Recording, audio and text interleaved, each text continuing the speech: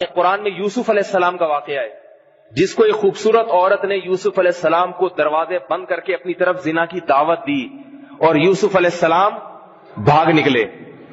حالانکہ دل ان کا بھی چاہ رہا تھا یوسف علیہ السلام کا، قرآن کہتا ہے، کیونکہ مرد تھے، نوجوان تھے، خوبصورت تھے، اور وہ سامنے والی بادشاہ کی بیوی بہت خوبصورت. قرآن کہہ رہا ہے وَلَقَدْ هَمَّتْ بِهِ وَهَمَّ بِهَا، جیسے عورت کے دل میں خواہشات تھیں، حضرت یوسف بھی مرد تھے اس لیے ان کے دل میں بھی خواہشات تھیں. لولا رأى برہان ربی، مگر کیا فرمایا؟ معاذ اللہ انہ ربی احسن مثوایا، اے زلیخا دل کا چاہنا اپنی جگہ، مگر اگر میں منہ کالا کر لیتا ہوں، جس خدا نے مجھ پر اتنے انعامات اتنے احسانات کیے، اس خدا کو میں کیا منہ دکھاؤں گا قیامت کے دن. بھاگ گئے. پوری سورت یوسف علیہ السلام کے نام پہ نازل ہوئی ہے، ہزاروں سال پرانا واقعہ ہے، مگر اللہ اس واقعے کو کتنے اہتمام سے بیان کرتے ہیں، کیونکہ اللہ کو بہت اچھا لگا یوسف علیہ السلام کا یہ عمل. پیغمبر بنے، کتنی اولاد میں برکت ہوئی. حدیث میں آتا ہے 3 آدمی نوجوان تھے، پرانی امتوں کا واقعہ ہے، وہ تینوں کہیں سفر کے لیے نکلے تو غار میں جب گئے ہیں تو غار کا پتھر جو ہے نا لڑک کے اس نے غار کا منہ بند کر دیا. سمجھ رہے بات کو؟ غار کا منہ بند کر. اب یہ پتھر کو زور لگا رہے ہیں، پتھر ہٹ ہی نہیں رہا. کتنی مصیبت، کیا ہو گیا اس کو، کتنی مشکل، کتنی مصیبت ہوگی اس سے. موت کا انتظار کر رہے ہیں بیٹھ کے، دم گھٹ گھٹ کے مر جائیں گے. تو ان میں تینوں نے آپس میں مشورہ کیا اور کہنے لگے کہ دیکھو اب اس مصیبت سے ہمیں اللہ کے سوا کوئی بھی نہیں نکال سکتا، کیونکہ ہماری آواز باہر نہیں جا رہی ہے، یہیں دم گھٹ گھٹ کے تڑپ تڑپ کے مر جائیں گے. تو اب اللہ سے دعا مانگو، کسی نے کوئی نیک عمل کیا ہو، اچھا عمل کیا ہو تو اس عمل کا واسطہ دے کے اللہ سے دعا مانگو. اللہ کے لیے کسی نے کسی موقع پر کوئی قربانی دی ہو تو آج اللہ کے سامنے وہ رکھو، اللہ آج ہماری حاجت کو پوری کر دے گا. تو ان میں ایک نے دعا مانگی، اے اللہ میرا کاروبار تھا، مزدور تھے، ملازم تھے، مزدور کی دہاڑی بنتی تھی، جھگڑا ہوا، مزدور دہاڑی چھوڑ کے چلا گیا، میں نے وہ دہاڑی کاروبار میں لگا دی، اور مختصر یہ کہ بڑا کاروبار ہو گیا. 10 سال 8 سال کے بعد وہ مزدور آیا اور کہنے لگا مجھے میری دہاڑی دو. تو میں نے کہا جس دہاڑی سے میں نے سارا تمہارا کاروبار کیا ہے یہ تمہارا ہی ہے سارا، یہ اونٹ یہ گائے، تو وہ سارا کچھ لے کے چلا گیا، کچھ بھی نہیں چھوڑا. اب اللہ کی خاطر آپ خوف دیکھیں، کیونکہ اس کے پیسوں سے کاروبار شروع کیا تو اب سارا اسی کا ہو گیا. کہنے لگا اللہم ان کنت فعلت ھذا ابتغاء وجہک فاکشف عنا ما نحن فیہ، اے اللہ میں نے یہ کام تیرے لیے کیا ہے، اگر تو اس سے خوش ہے تو جس مصیبت میں مبتلا ہوں ہمیں اس مصیبت سے نجات دے دے. حدیث میں آتا ہے جو غار کا پتھر تھا تھوڑا سا اپنی جگہ سے ہل گیا، لیکن باہر نہیں نکل سکتے ابھی. دوسرے نے دعا مانگی، اے اللہ میں بکریاں چراتا تھا، دن بھر رات کو آتا تو سب سے پہلے اپنے والدین کو میں دودھ پلاتا، اس کے بعد اپنے بچوں کو. سمجھ میں آ رہی ہے بات کہ نہیں آ رہی؟ والدین کو میں ترجیح دیتا تھا اپنی اولاد پر. ایک دن میں آیا ہوں تو والدین سو چکے تھے. میں نے کہا اگر والدین کو میں اٹھاؤں گا تو ان کی نیند خراب ہوگی، اور اگر میں ان کو دودھ ان سے پہلے بچوں کو پلا دوں تو والدین کو تکلیف ہوگی کہ اولاد کو ہم پہ ترجیح دے رہا ہے. تو میں ساری رات وہ دودھ کا پیالہ لے کے ان کے سر پہ کھڑا رہا ہوں. کتنی خدمت ہے یا نہیں ہے جذبہ؟ تو ساری رات کھڑا رہا ہوں اور صبح وہ جاگے ہیں اور میں نے ان کو دودھ پلایا، اور بچے میرے پاؤں میں جو ہے نا وہ لپٹتے رہے ہیں ساری رات. اے اللہ اگر میں نے یہ تیری خاطر کیا تھا، ماں باپ کو اللہ کے لیے خوش کیا جاتا ہے، اپنا کوئی ذاتی مفاد نہیں ہوتا اس میں، تو جس مصیبت میں آج میں مبتلا ہوں اس مصیبت سے ہمیں نجات دے دے.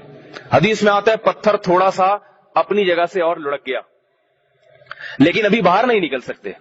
تیسرے نے کہا کہ اے اللہ مجھے اپنی چچازاد بہن سے عشق کی حد تک محبت تھی اور میں اس سے زنا کرنا چاہتا تھا، لیکن وہ اپنے قریب آنے نہیں دیتی تھی، اور بہت زیادہ محبت تھی مجھے. ایک دفعہ قحط پڑا، وہ مجبور ہو کے پیسے مانگنے میرے پاس آئی، قحط میں مجبور ہو گئی بھوک پیاس سے. میرے پاس پیسہ تھا، میں نے کہا اس شرط کے ساتھ تجھے پیسہ دوں گا کہ میری یہ حاجت پوری کر دو، میرے ساتھ زنا کرو. مجبور تھی، روٹی نہیں ہے پیٹ میں، مجبور ہو گئی، تو بالآخر اس نے اپنے آپ کو میرے حوالے کر دیا. آگے حدیث کے الفاظ ہیں کہ اس شخص نے کہا کہ میں جب اس پہ پوری قدرت مجھے حاصل ہو گئی قریب تھا کہ میں زنا کر لیتا، کیونکہ وہ حیا والی لڑکی تھی. اس نے کہا اتق اللہ ولا تفض الخاتم الا بحقی، کہ دیکھ مجھے تو روٹی نے مجبور کیا ہے، میں تو بھوک سے مر جاؤں گی، لیکن تو یہ کام میرے ساتھ کر رہا ہے، تو خدا کا خوف ضرور کر اپنے ذہن میں، اس کا تجھے قیامت کے دن جواب دینا پڑے گا. اتنی شہوت جب کسی پر مسلط ہو اور وہ درندہ بن جائے تو اس وقت یہ نصیحتیں سمجھ میں نہیں آتی، اور ایک محبوبہ قبضے میں آ جائے تو یہ کہتے ہیں اللہ اس کے اس جملے نے مجھ پہ اثر کیا. سمجھ میں آ رہی ہے بات بھائی؟ اللہ کے ہاں ان چیزوں کی قدر ہے، قربانی کی، زنا کی اور لڑکیوں سے دوستی لگانے کی اللہ کے ہاں قدر. یہ ہر درندہ یہ کام کرتا ہے، ہر نر کا کام ہے مادہ کے پیچھے بھاگنا، یہ حیوانیت ہے، درندگی ہے یہ. جب اس نے کہا اللہ سے ڈرو تو اے اللہ تیرے خوف کے علاوہ میں کسی چیز سے نہیں ڈرا، اور میں یہاں تک پہنچنے کے بعد پیچھے ہٹ گیا. اگر یہ کام میں نے تیرے لیے کیا ہے، ان کنت فعلت ھذا ابتغاء وجهک فاکشف عنا ما نحن فیہ، تیرے لیے قربانی دی تھی، آج جس مصیبت میں مبتلا ہوں اے اللہ اس مصیبت سے ہمیں نجات دے دے. حدیث میں آتا ہے وہ پتھر اپنی جگہ سے لڑکا ہے غیبی طاقت سے، اور فخر فانطلقوا یمشون، یہ تینوں کے تینوں بخیر و عافیت باہر نکل گئے، اللہ نے اس مصیبت سے بچا لیا. اس لیے اللہ کے نبی نے فرمایا کہ اللہ کو تم یاد رکھو موقع پر، تو جب مصیبت میں ہوگے اللہ تمہیں یاد رکھے گا. تو میرے بھائی بہت لوگ ہیں جنہیں اللہ نے زنا سے بچنے کی وجہ سے نوازا ہے. تو ویلنٹائن ڈے کے نام پہ جو بے حیائی ہو رہی ہے اس کو روکنے کی کوشش کرو. رکے گی کیسے؟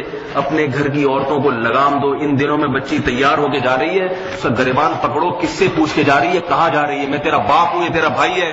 ہم خاندانی لوگ ہیں، نیچ گھٹیا طوائفوں کی اولادیں نہیں. ہم لوگ کیوں نہیں بولتے بھائی اس سے یہ بات؟ بولے ہم طوائفوں کی نسل میں نہیں ہیں، ہم خاندانی لوگ ہیں، ہمارے باپ دادا کے نسب آدم علیہ السلام سے ملتے ہیں، ہم کسی زنا کی پیداوار نہیں ہے. تو اس دن تیار ہو کے پرس اٹھا کے کہاں جا رہی ہے؟ پوچھتا ہی نہیں ہے کوئی. کیوں تیار ہو رہی ہے اتنا؟ یہ لپسٹک پاؤڈر کس کے لیے لگا رہی ہے تو؟ بتاؤ میرے بھائی، نگرانی کرو گے نہیں کرو گے؟ اور اگر آپ کی بیوی رکاوٹ بنتی ہے اس میں، اپنے باپ کے گھر جانا، بولے ابھی طلاق دے کے بٹھاتا ہوں تجھے باپ کے گھر. غیرت کی بھی کوئی حدود ہوتی ہے میرے بھائی؟ ڈرتا ہے بیوی کے سامنے؟ آپ بیوی کی برداشت کریں، روٹی نہیں پکاتی برداشت کرو اللہ ثواب دے گا، وقت پہ کھانا نہیں دیتی برداشت کرو اللہ ثواب دے گا، بس زبانی کرتی ہے برداشت کرو اللہ ثواب دے گا. لیکن بچی کو کپڑے نہیں پہنا رہی آپ کے، جب جاتی ہے ایک دو چار چیتھڑے اٹھا کے لے آتی ہے بیٹی کے لیے، اس پہ شریعت برداشت کرنے کی اجازت بولو بھائی نہیں دیتی. موبائل فون پہ باتیں کر رہی ہے، آپ پوچھتے ہیں تو بیوی رکاوٹ ڈالتی ہے، آپ کیوں اتنی سختی کر رہے ہیں ابھی سے بچیوں پہ؟ نہیں آ رہی بات؟ جب آپ پوچھیں گے نا اپنی بیٹی بہن سے بھئی یہ کیا ہے، فوراً بیگم کیا کہے گی؟ کیوں کسی مولوی کا بیان سن کے آئے، کیوں سختی کر رہے ہو، کیا ہوتا ہے؟ تو دلائل سے جواب نہ دے، بولے میں طوائفوں کی نسل میں نہیں ہوں اور نہ میں اپنی بچیوں کو طوائف بننے دوں گا. خاندانی لوگ ہیں، جس نے رابطہ کرنا ہے اس کا کوئی دوست ہے آئے عزت سے بات کرے، میں باپ ہوں اس کا. کہیں ہے چکر سیٹنگ ہے، نمبر دو میں خود بات کروں گا، بیٹا شریف خاندان کے لوگ ہیں، آپ کو ہماری بیٹی پسند ہے، کوئی بات نہیں آپ آئیں، والدین کے ساتھ آئیں، اگر ہمیں آپ سمجھ میں آئے بیٹی کو دلہن بنا کے لے جائیں، نہیں سمجھ میں آئے تو اس گلی میں رخ کیا دوبارہ کتے چھوڑ دوں گا تمہارے پیچھے. میں حقیقت بتا رہا ہوں، میں کتے چھوڑ دوں گا. میں خدا کے لیے یہ کرو، ورنہ یہ نسل برباد ہو رہی ہے، ہماری خراب ہو رہی ہے. اللہ ہمیں کچھ تھوڑی سی غیرت اور حمیت عطا فرما دے، کچھ تھوڑی سی جو ہے نا اللہ کا خوف عطا فرما دے. یہ جذبات ہیں جو دیکھ رہا ہوں، جو دینداروں کے گھروں سے جو ہے نا معاملہ ان کے ہاتھ سے نکلتا چلا جا رہا ہے. اللہ تعالیٰ اس بے حیائی پہ کنٹرول کرنے کی توفیق عطا فرمائے اور کچھ تھوڑی سی شرم اور غیرت عطا فرمائے اور ہماری اولادوں کو نیک اور پاک دامن بنائے، عزت والا. نبی نے فرمایا وَلِدْتُ مِن نِکَاحِ اللَّهِ مِن صِفَا، انبیاء جتنے آدم علیہ السلام تک اللہ فرماتے اللہ نے ہم سب کے نسب کی حفاظت کی ہے. علماء نے لکھا ہے پیغمبر کی بیوی کافر تو ہو سکتی ہے، زانیہ نہیں ہو سکتی، اس کے چکر نہیں چلتے کہیں، کیونکہ اس سے پیغمبروں کا نسب خراب ہوتا ہے. نسب کی حفاظت یہ اسلام کے بنیادی حکام میں سے ایک ہے. یاد رکھو دنیا کی مصیبتیں کم ہیں اور آخرت کی مصیبتیں زیادہ ہیں، ایک دن آخرت بھی آنے والی ہے.